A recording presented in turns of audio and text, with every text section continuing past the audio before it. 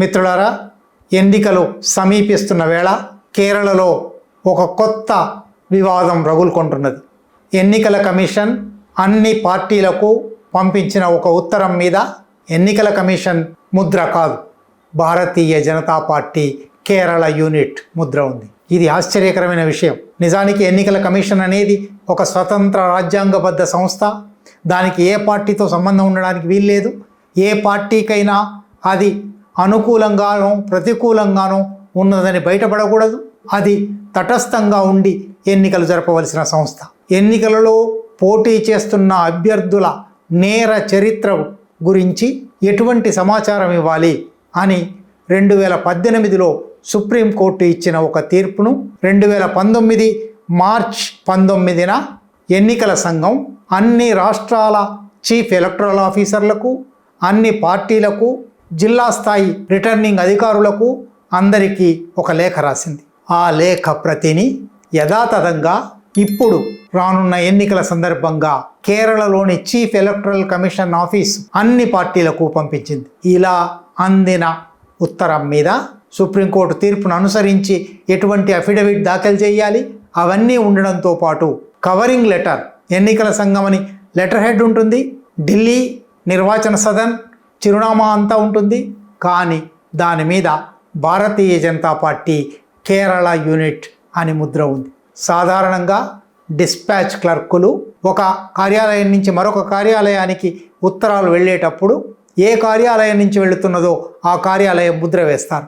ఈ ఉత్తరం కేంద్ర ఎన్నికల కమిషన్ పంపించిందా, కేరళ చీఫ్ ఎలక్టరల్ ఆఫీస్ పంపించిందా, లేక భారతీయ జనతా పార్టీ పంపించిందా? ఎన్నికల కమిషన్ అనే లెటర్ హెడ్ను భారతీయ జనతా పార్టీ ఎట్లా పంపిస్తుంది? ఇది ఒక విచిత్రమైన, హాస్యాస్పదమైన, ఆశ్చర్యకరమైన సన్నివేశం. వెంటనే కేరళలో అధికారంలో ఉన్న భారత కమ్యూనిస్ట్ పార్టీ మార్క్సిస్ట్ ఈ గందరగోళాన్ని ప్రజల దృష్టికి తెచ్చింది. ఎక్స్ ట్విట్టర్ మీద బయటపెట్టింది. ఎన్నికల సంఘం నుంచి వచ్చిన అధికారిక ఉత్తరం మీద ఒక పార్టీ స్టాంపు ఉండడం ఏమిటి? ఇది చాలా తీవ్రంగా ఆలోచించవలసిన, ప్రశ్నించవలసిన విషయం.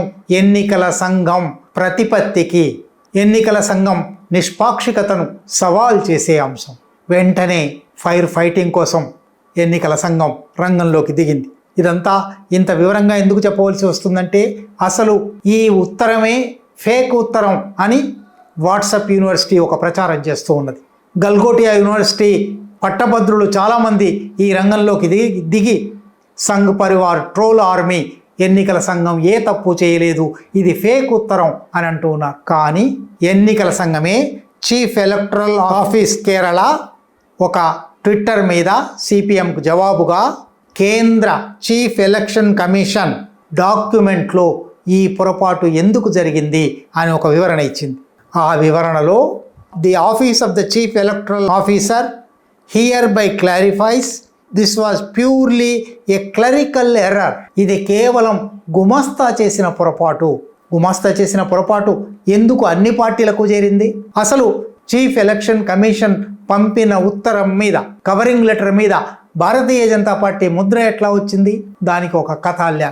భారతీయ జనతా పార్టీ ఈ సుప్రీంకోర్టు తీర్పును అన్ని పార్టీలకు పంపించండి అని చీఫ్ ఎలక్టరల్ కమిషన్ను అభ్యర్థించిందని, అదే సమయంలో అన్ని పార్టీలు కూడా సుప్రీంకోర్టు తీర్పు, దానికి సంబంధించిన అఫిడవిట్ల గురించి సమాచారం ఇమ్మని అడిగారని, అప్పుడు తమకు బీజేపీ పంపించిన ఉత్తరం కాపీని యథాతథంగా అందరికీ పంపించడం జరిగిందని, అది వాళ్ళ ఆఫీస్ కాపీ కాబట్టి వాళ్ళ ముద్ర ఉండి ఉండవచ్చునని, ఇది కేవలం గుమాస్తా పొరపాటని కేంద్ర ఎన్నికల కమిషన్ ఒక వివరణ ఇచ్చింది. దానితో పాటుగానే కేరళ చీఫ్ ఎలక్టరల్ ఆఫీసర్ కూడా ఈ తప్పు ఎక్కడ జరిగిందో గుర్తించాము, అసిస్టెంట్ సెక్షన్ ఆఫీసర్ ఈ పని చేశారు, ఈ అసిస్టెంట్ సెక్షన్ ఆఫీసర్ను వెంటనే సస్పెన్షన్లో పెట్టాము, వివరాలు సేకరిస్తున్నాము, దర్యాప్తు చేస్తున్నాము అని అన్నారు.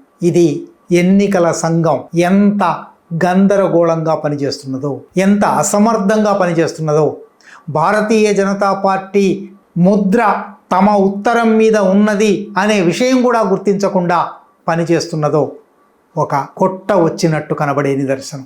ఒక ఉత్తరం మీద మరొక పార్టీ ముద్ర ఉంది అని గుర్తించని వాళ్ళు ఎవరికి ఎన్ని ఓట్లు వచ్చాయి, ఓట్లు వాళ్ళకే వచ్చినవేనా, ఇతరులకు వచ్చినవి ఇటు కలుపుతున్నారా, ఇటు వచ్చినవి అటు కలుపుతున్నారా?